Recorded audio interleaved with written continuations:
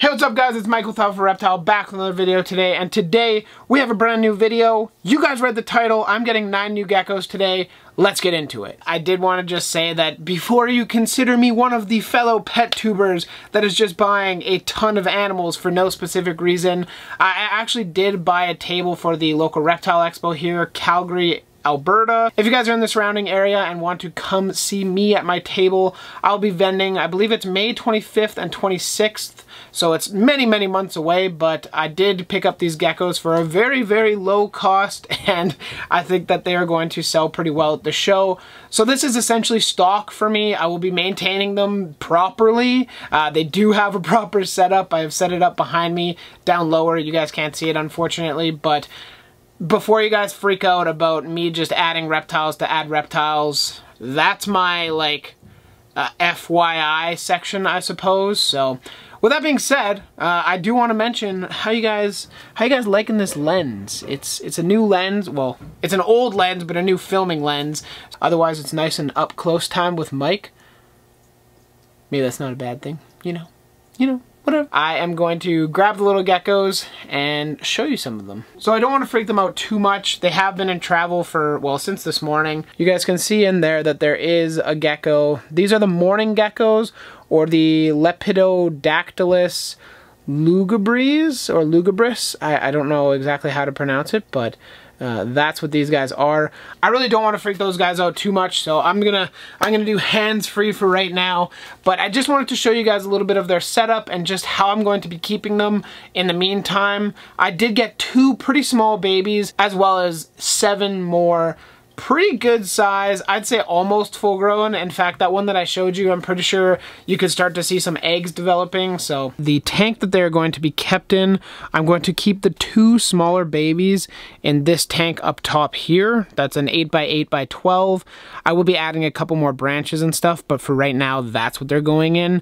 And then the 7 adults, or like sub-adults, will be going in this 12x12x12. That is derived from the tank that I used to have up here with all the Eratus and the dart frogs in it. I just took it off from up there. Now I have more room for more isopods or plants. I don't know yet. So I ended up cleaning up their setup a little bit here. You guys can see now I have the 3 tanks on this shelf once again instead of just the 2. We have the Phelsuma clemeri, or the neon day geckos, in there. I did confirm with my buddy that those of you that watch this will now know that he will be taking them. The guy that I did the import with, Keith from Reptiles R Us, will be taking them. Well, he'll be buying them from me. The Abinavia Iniguis, I will post for sale. I don't really expect them to sell, but they're a super cool gecko. They're quite reclusive, so that's kind of the only downside, and they're very easy to care for. But with that being said, you guys can see here that their whole setup is actually doing pretty well, and I think that the beautiful Mourning gecko setup is, I mean, it's certainly not perfect. I would have liked to have more time to work on it, but you know what? For how much time I had and how little notice I had, I think their setup is okay just because I really didn't have much time to prepare for it. Unfortunately, I literally talked to this person yesterday on the phone at work, and they brought the geckos by today, so I didn't have any time to set up a tank besides after school today. This is what we came up with. You guys can see at the back there, I placed a piece of the cork background from ZoomEd flat against the back with a little bit of a bow so that some of them can hide behind there. They have a little feeding dish right up at the front here. In the mid-center to back, they have a piece of cork bark. There's also a piece of cactus wood, as well as a Monstera species right at the very front here. There's philodendron, there's a coconut hut, there's a fake vine, and some real twigs, and that's kind of it. Again, I will be keeping these guys for about a month and a half or so. I will probably end up keeping a couple to myself, just because I think they're cool, and because I want to, I guess, breed them for the next expo. But Yeah, you guys can see their tank here. It's nothing super crazy. It's quite a basic setup. It's gonna be easy for me to find them and pick them up and get them out for the shows. But instead of me blabbling on about their setup, why don't we go into some care and just general information about the Mourning gecko.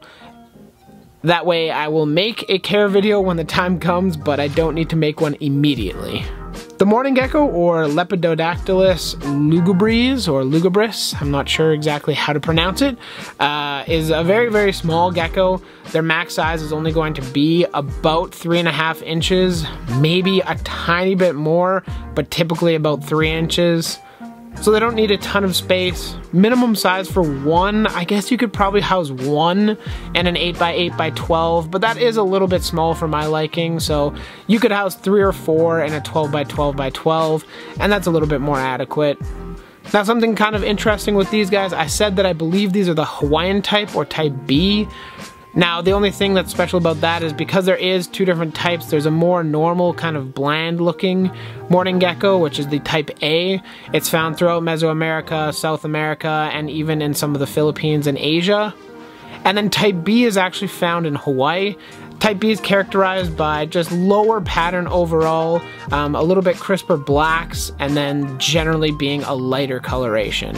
Of course, I'll be providing UVB, not for these guys, but when I get these guys moved out and sent to their new homes, I will be upgrading these to a 12x12x12, and I will be providing UVB. Again, it's probably not necessary, but that's just my keeping philosophy, is to keep them with UVB.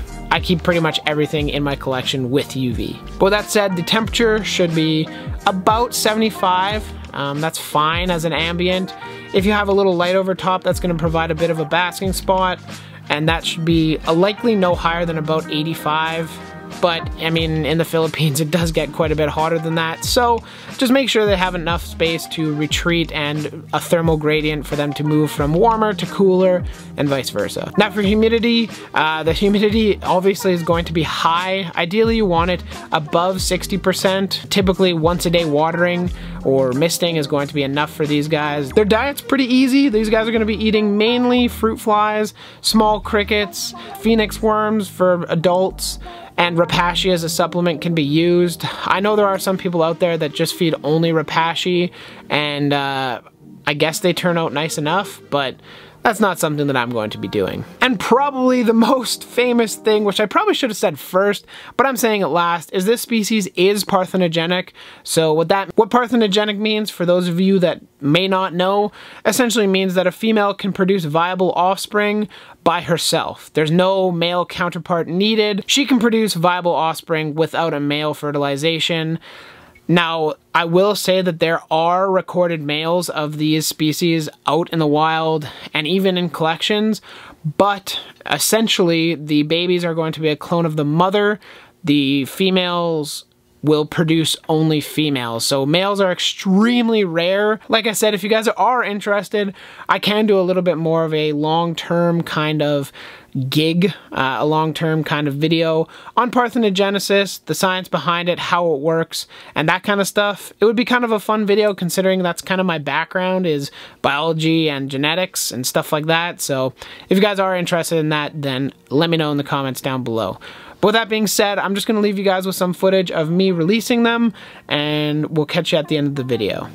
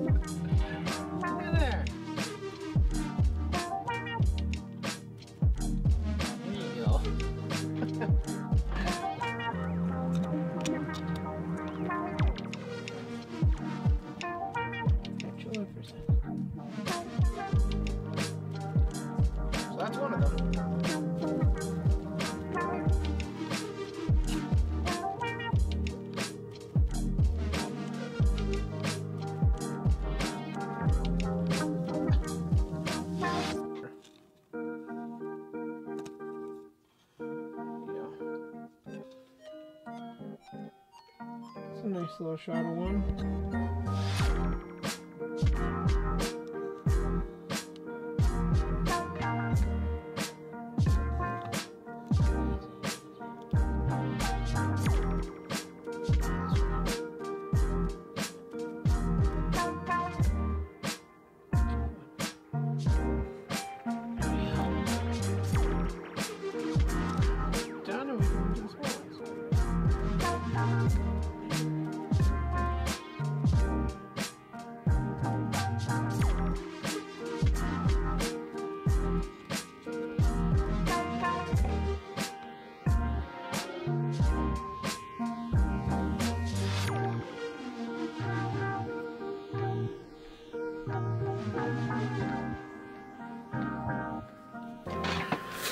Alright guys, that's actually going to do it for me. I'm not going to show you guys the releasing of the little babies. It's literally the exact same thing. So I really hope you guys actually learned something and took something from this video. A couple takeaways from this video is that mourning geckos are pretty cool. I didn't give them the benefit of the doubt before, but I think they are actually really nice geckos and I can't wait to have them in my room. I would just like to remind you guys that, like I said at the beginning of the video, I will be vending at the Calgary Reptile Expo May 25th and 26th. It's a weekend. If you're in Calgary or you're going to be in Calgary or whatever, make sure you come down and check it out. I'll be there. I should have some of my own merch there. I should have some tanks for sale as well as some geckos. In addition to that, I'll have some of my Ufaga Pumilio Almirante, which are just behind me back there.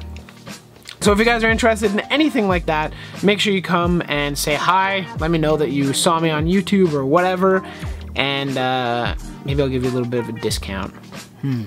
Something to think about. Anyways guys, I want to thank you all very much for watching. I hope you enjoyed the new video. It's been a little while. If you guys just kind of want a general life update, let me know. I know there's about 1,000 of you that would watch it, but just let me know in the comment section down below.